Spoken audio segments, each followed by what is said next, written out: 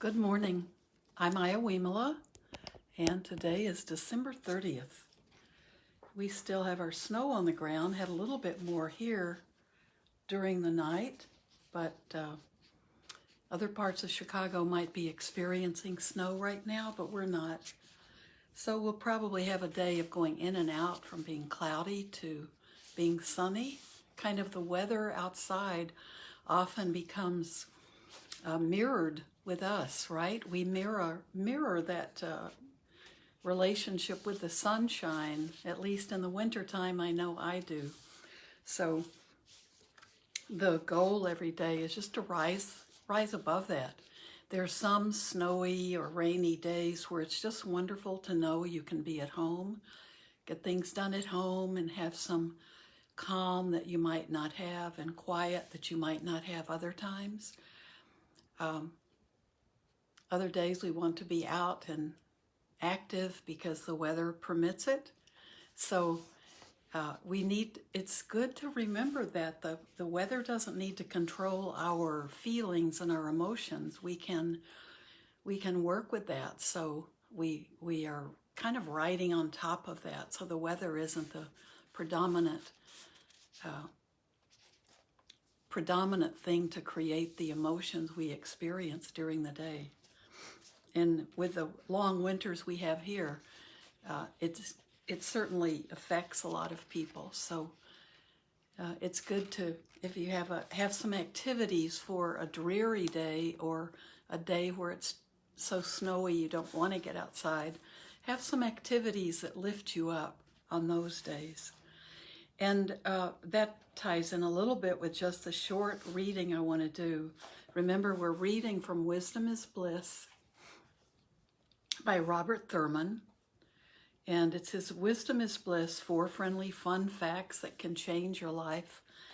And I've been reading a little from the very interesting chapter. He covers the 4 Noble Truths and the Eightfold Path. And his tradition, he's a teacher in the Tibetan tradition. He's a good friend of the Dalai Lama's, and he's been very active since I think the early 60s as a Buddhist. And his take on the Eightfold Path, he calls it the realistic path. So instead of using the word right like we do as a traditional translation from the Pali, you know, other teachers have different words. Bhante G uses harmonious, so it would be harmonious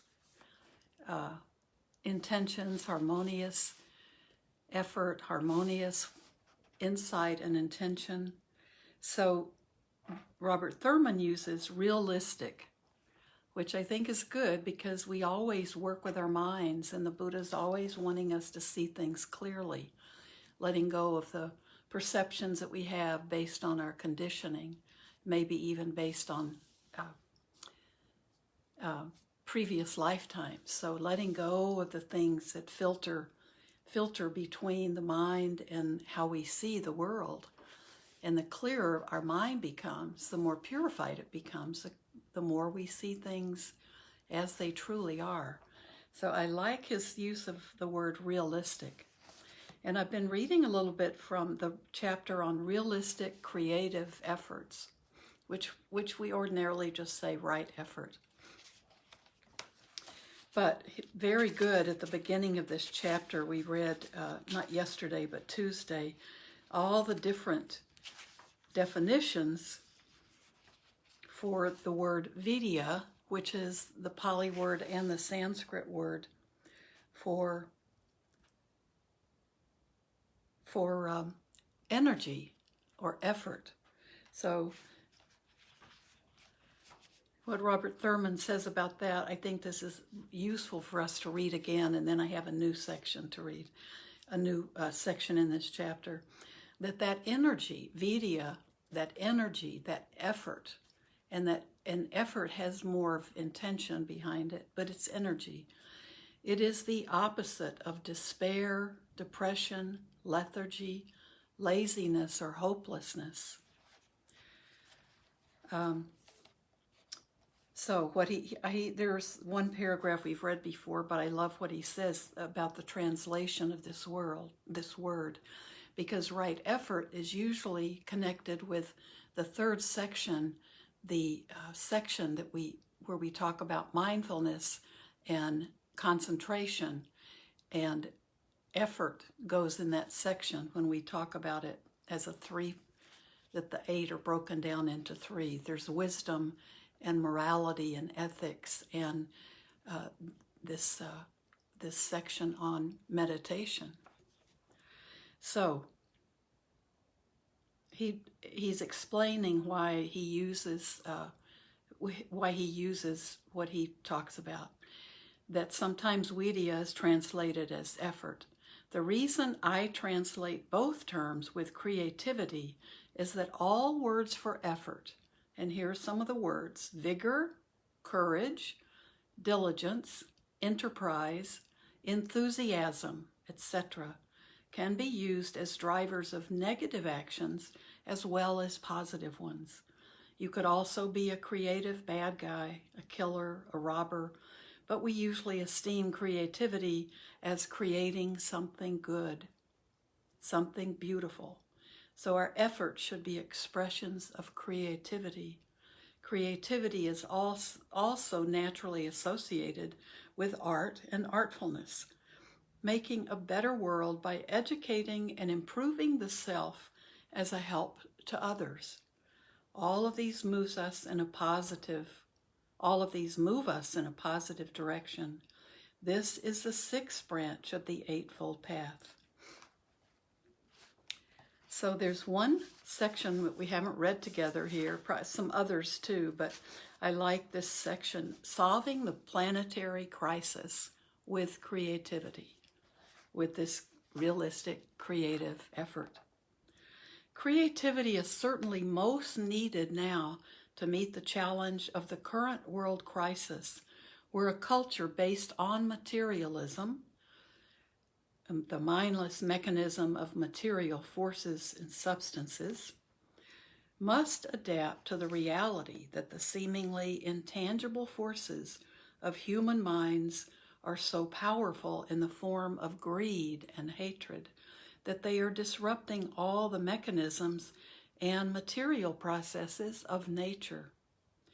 Great scientists and adepts have worked for 1,300 years to build a Tibetan Buddhist culture so powerful that even non-Buddhists take inspiration from it. That's why I take the time to show that upaya, one of the transcendent deeds of bodhisattvas, like realistic creative effort, our 6th branch of the Eightfold Path, implements the power of compassion through the art of liberating deluded beings. So that's the middle of a paragraph, but he's connecting one of the actions of bodhisattvas, that those are the beings that want to come back over and over again to help others. And he's saying that one of the deeds of bodhisattvas, these sometimes they're almost like saints, but we have a bodhisattva vow too. We take on these qualities when we take those 10 precepts.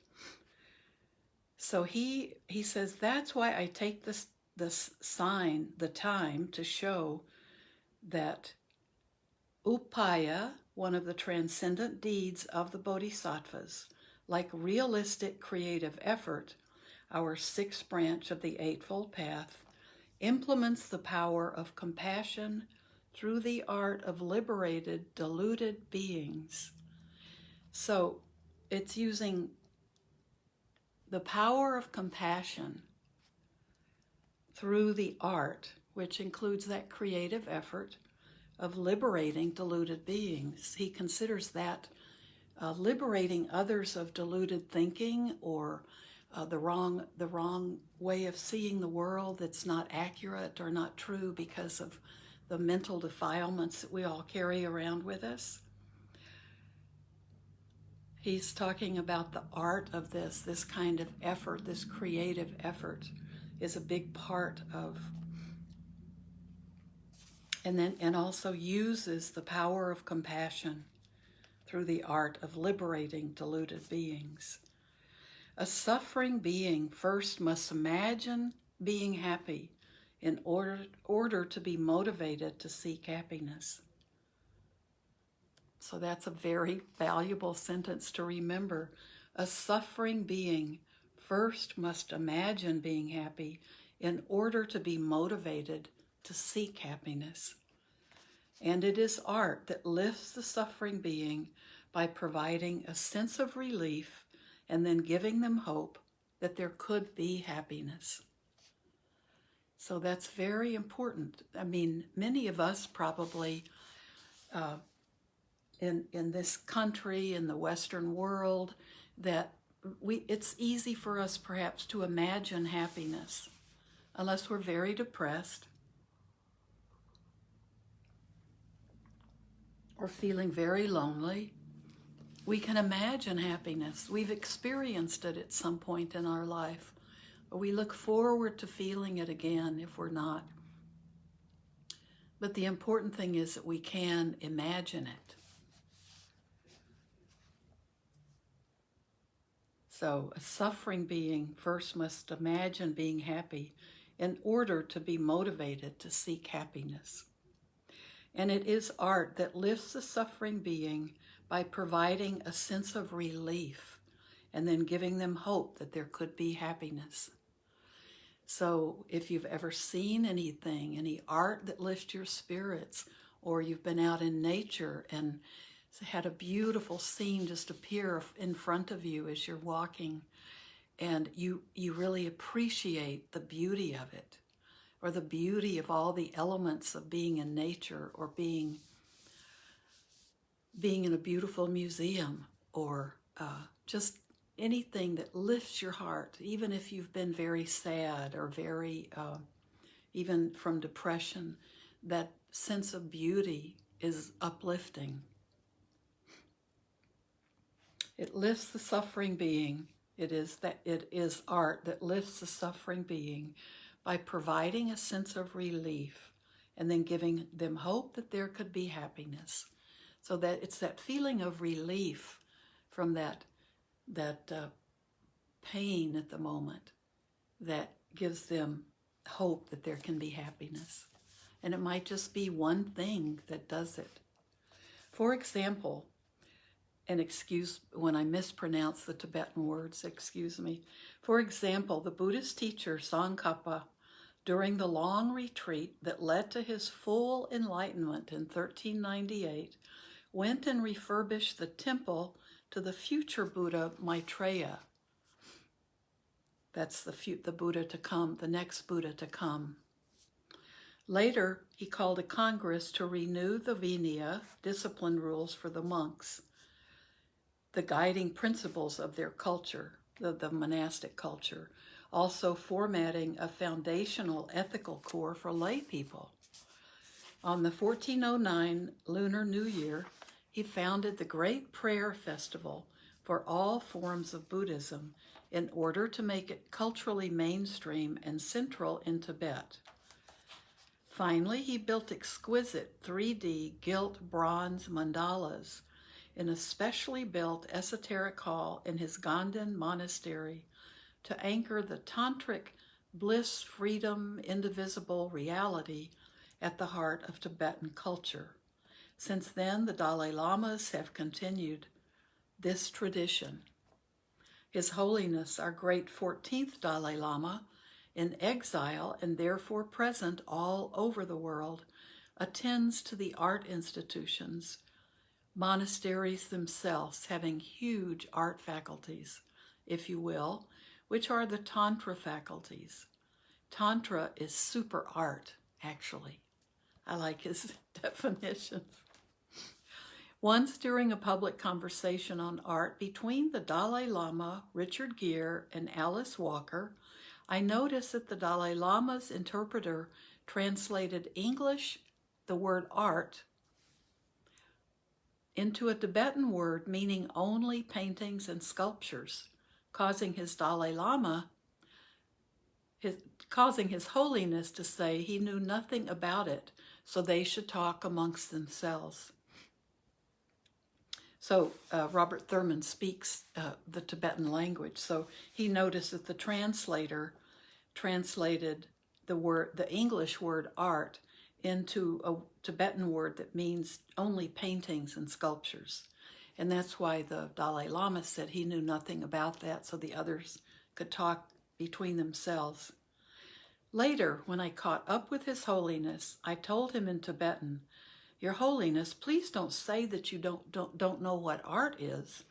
I know you're thinking it refers to some paintings or maybe music, but art really means upaya, the seventh transcendent virtue, which expresses the compassion released by the sixth, which is wisdom. So art really means the way of creating anything that lessens being's suffering. Your Holiness's whole life is a total work of art. The biography of Buddha is called Lalitavistanatara, which means the magnificent play, almost like the greatest show on earth. So please don't say you know nothing about it. Your Holiness, you know everything about art." He was pleased. "Realistic," he said.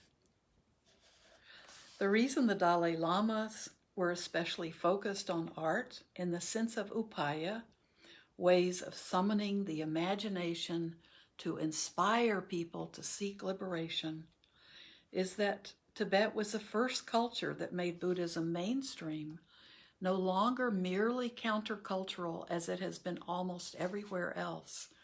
After 1,000 years of development, it became mainstream with the advent of the great fifth Dalai Lama. And as Tsongkhapa showed, art was the key for making Tibet's unique, what I call mass monasticism, culture the mainstream. It was a tour de force, setting a clear historical example of the effective art of transforming a nation's mainstream culture from imperialist militarism to monastic transcendentalism. So that right effort. Art really means the way of creating anything that lessens being's sufferings. So I love that as a definition for art. And so that creative effort is helping, is using our wisdom and our energy to be able to point the way for people who just need a little inspiration. And you know, sometimes it's that. Sometimes someone is really looking for a change, but they just may be caught up in depression or sadness. And if you can talk to them in a way that can inspire them, it can help them rise up. And we can do that to ourselves. Our self-talk needs to be that way. When we are feeling sadness or depression or rejection, we can talk to ourselves and inspire ourselves. And I think we all do that on probably a daily basis. There may be a project that once you get working on it, you really enjoy it, but you may need to inspire yourself to take the first moves or to finish up a project so you can enjoy the end result. So we are always needing to inspire ourselves, and it might be to go a little further, to put a little bit more effort into something. But we can do that for ourselves. And of course we know, because of how we practice metta, that we begin with ourselves, and we begin then understanding the value of that quality, and we can begin helping others. And they may be helped just by seeing us do it. So I love this.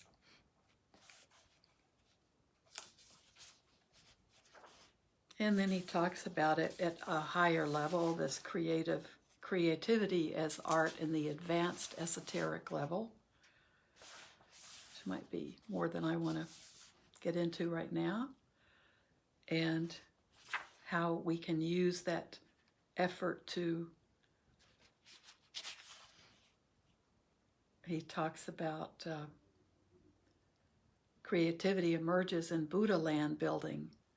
So I think he says a Buddha land in a Buddha verse.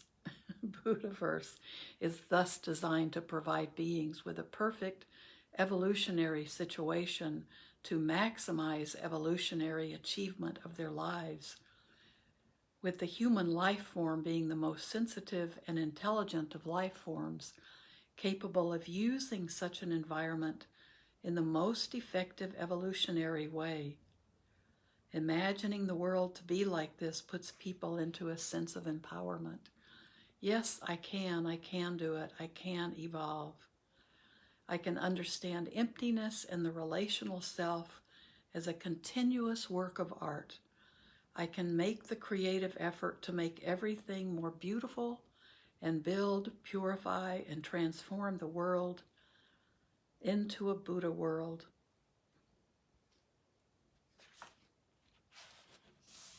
So,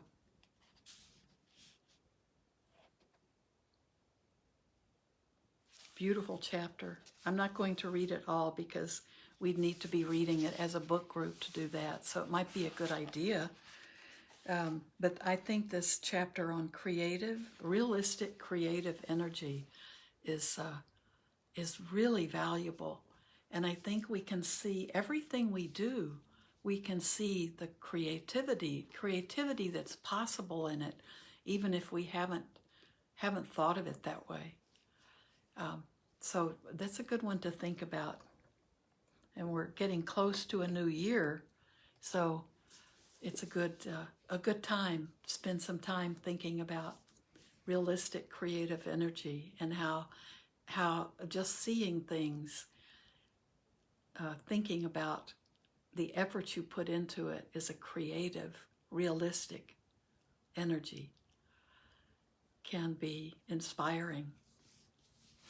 So our time is about up, but I want to just begin sitting together so you can continue on your own if you have even more time. So and let's just let it be a quiet time. If something arises based on the parts I read, you can just let them be there. No need to get caught up in them, but you can just see how your body feels about what I read. If it causes your body to have those pleasant or unpleasant or just neutral feelings, you can watch that arise. But just be with our bodies. And that means our mind too. Let it drop down, let the mind drop down into your body, as Bhikkhu Bodhi says. Be aware of the body breathing. And let that also just allow you or inspire you to just sit up straighter. So whatever position you're in, you feel that your lungs have more space to breathe. Roll your shoulders back a bit. And then just be aware of the breathing, the body breathing. A natural breath becomes a little deeper.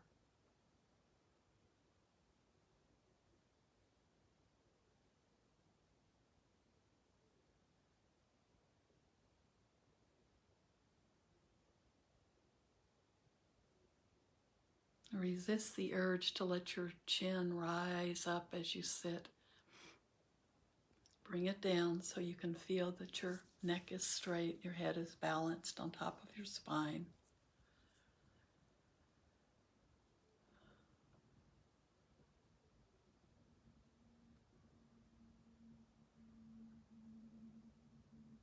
If you feel that you're not connected and your body is you're not grounded in your body, you can just scan through the body from the top of your head down. Just do a slow body scan. We've done lots of them together. Moving down being aware that your body, your physical body is here. This is where all the work takes place. Move down through your arms as well.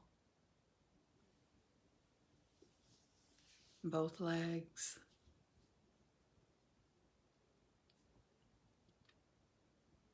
All the way down through your toes. And then feel your body connected to the earth.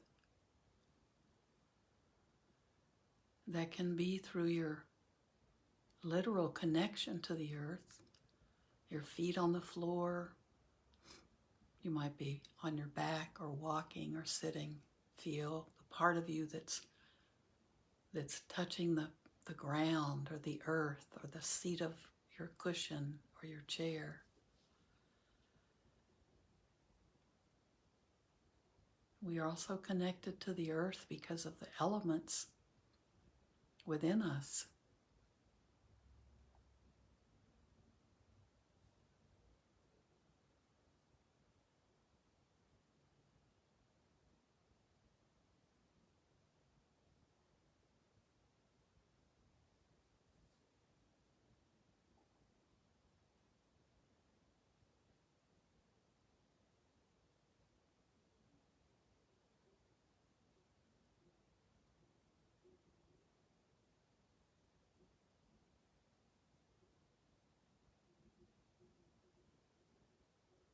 Now let go of everything that you were involved with before you started this practice today.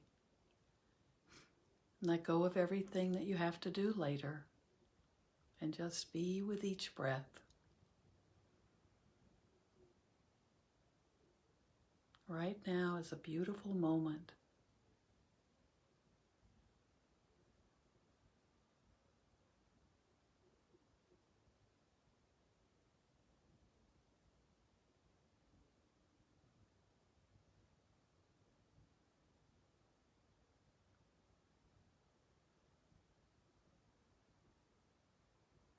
And realize that even a few moments, spending it quietly, mindfully,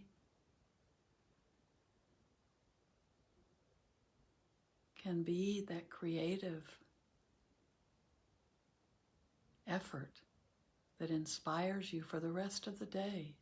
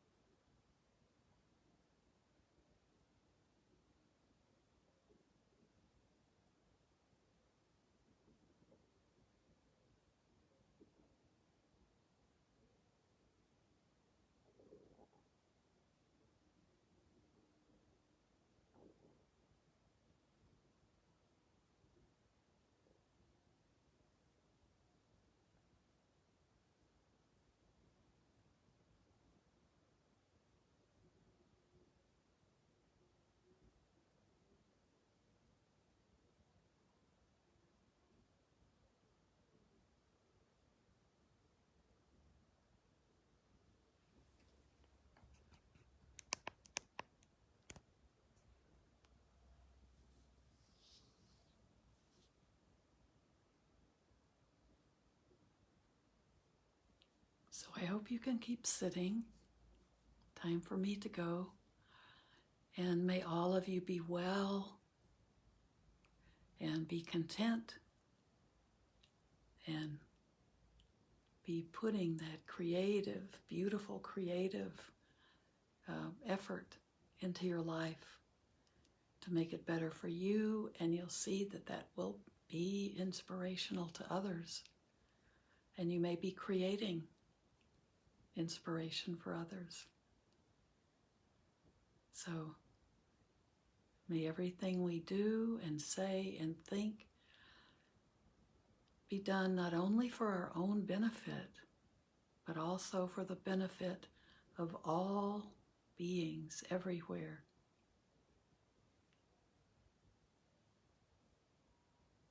Keep practicing if you can, and I'll be with you tomorrow. Bye-bye.